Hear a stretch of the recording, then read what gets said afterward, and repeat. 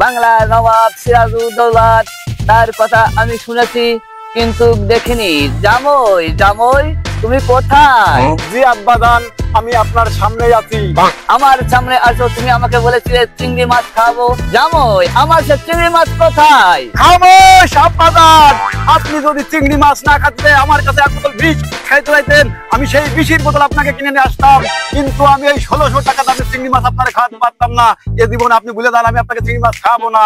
কি বলো বাচ্চো, ওইটুকুনি কুচো চিংড়ির দাম 1600 টাকা কেজি?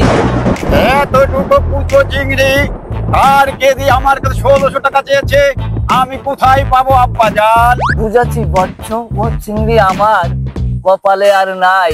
তুমি চলো আমরা বাড়ি যাই দুটো ছানা ভাত রান্না করে শ্বশুর জামাই মিলে ওই খাই। চলো বাবা।